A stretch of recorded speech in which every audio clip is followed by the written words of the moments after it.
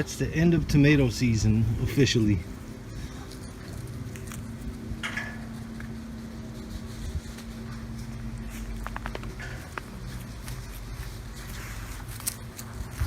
And kind of gave up on my garden. I didn't get, the birds just destroy the sunflowers. I fed the birds, that's basically all I did. Still have some beans. Trying to see.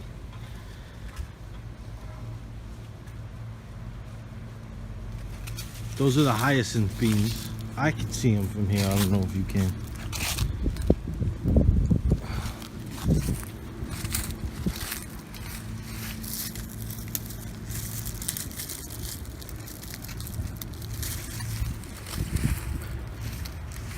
Dandelions.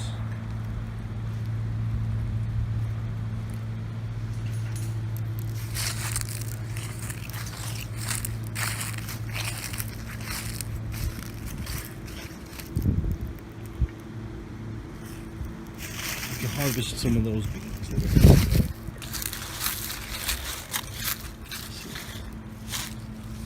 And look at this. I didn't harvest anything. I might pull up an onion. Those look good.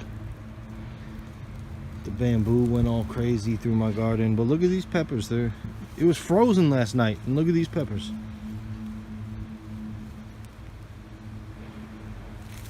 That's crazy to me. Look at this. Obviously, this cauliflower is gonna do well. Look at that orange cauliflower. Yeah.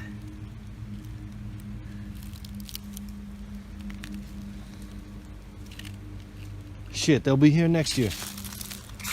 My amaranth, I think I can harvest this for seed next year. Look at this strawberry amaranth. No, that's the Hopi blue dye amaranth.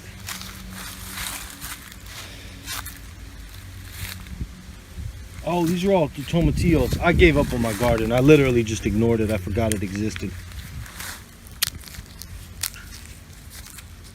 It's one of those things where I like putting in the work, but then when it comes time to reap the harvests, I kind of forget to. The supermarket's right down the street.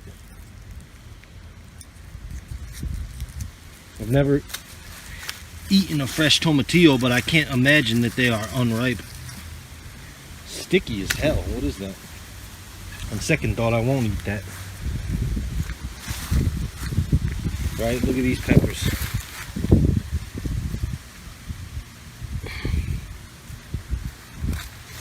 Check these out. Ooh, I gotta do some harvesting.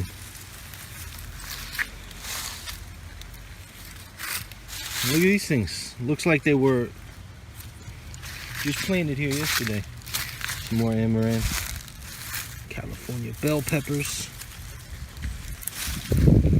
And let me see what these onions did. First time growing onions. Oh. Yeah, they did nothing. They were trying to. I guess I have to leave them there. Whatever. I can eat those.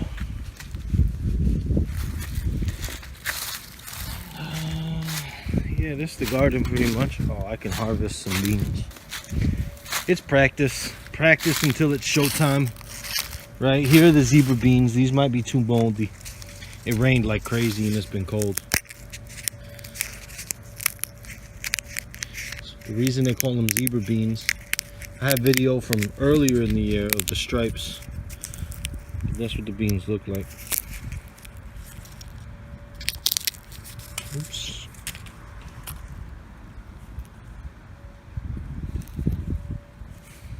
So I can harvest what's left here. But I really came out here to bring my fruit bushes inside.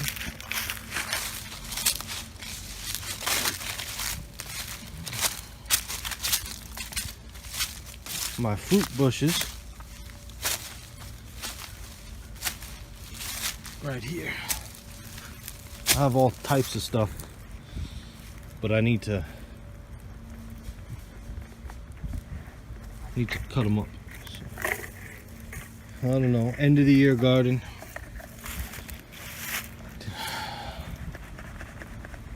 It's funny, every year I do this garden, I say next year I'm not gonna be here. And that's half the reason I give up on it. I'm like, I'm not gonna be here. I don't feel like weeding land that I'm not gonna be here on. And then I end up being here the next year, and I spend the entire spring making changes.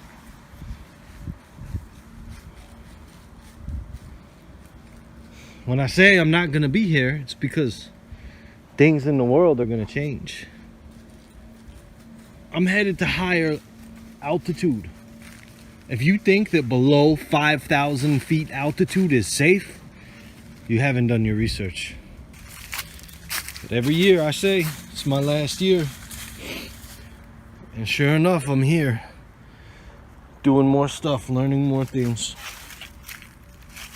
But yeah, the military put Cheyenne Mountain, this isn't the only reason I say 5,000 feet elevation. But the military put Cheyenne Mountain at 5,000 feet for a reason. The deep underground military bunker. They put it there for a reason. CPT, catastrophic plate tectonics. Just look it up. Look it up.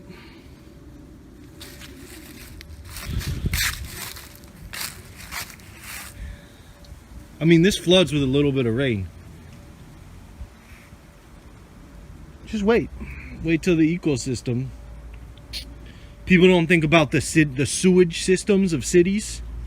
If people are going to associate my argument with global warming and climate change and all those keywords that get people invested on issues on whether or not the data is true or false. When the sewage systems on these major cities like New York City or the city near me, Bridgeport, Connecticut, there's parts of the city that are below sea level. They're just inland enough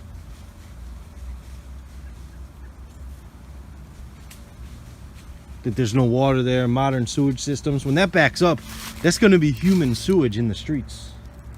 It's going to happen to every single coastal city in the world. Then the birds, which are scavengers, they're going to pick on the bodies because they don't have any discernment between healthy pickings and unhealthy pickings. And the birds are going to migrate around the world. That's how the zombie apocalypse happens, folks.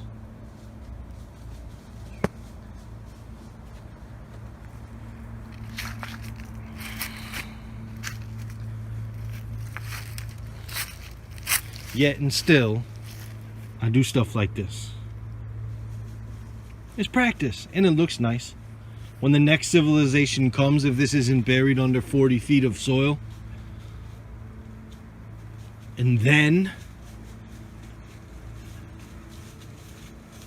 Riley, and then it turns into stone. Riley, come here.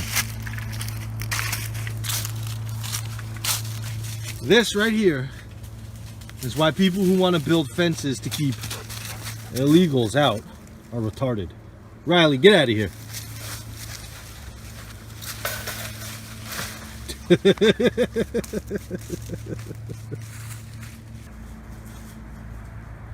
All right, that was enough rambling and ranting for one day.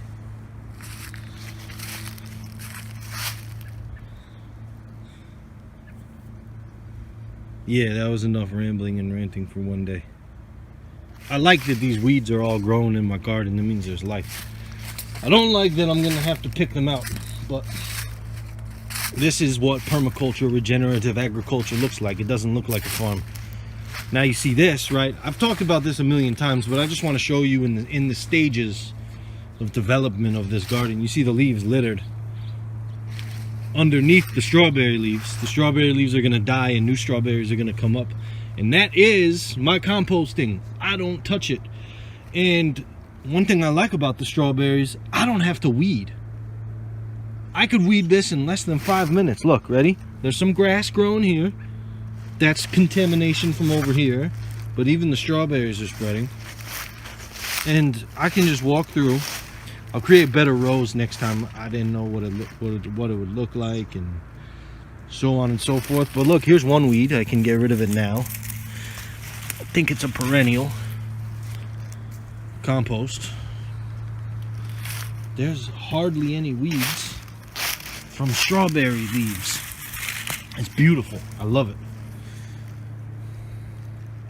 I think they're edible too. You can make salad out of these strawberry leaves. The big ones might be bitter. Maybe you could juice them. I'd have to look it up before I do it. But yeah, right? If I'm here next year, I'll take this area where the water is and I'll start terraforming that. So I have a more area of the garden.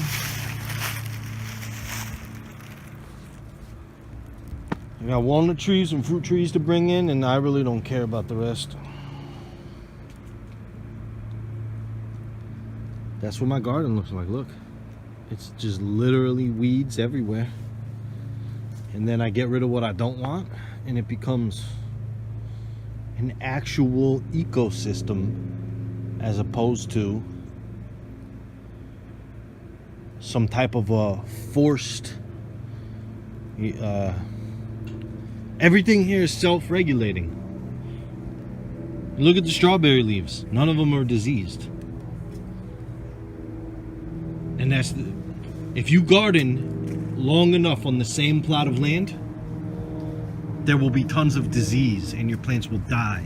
You'll have an imbalance, and the bugs 1 year will just thrive beyond imagination and destroy everything. But this way, if I do it correctly, right? If I understand the balances and I notice the signs season after season, we'll never run into those problems ever, because this is nature.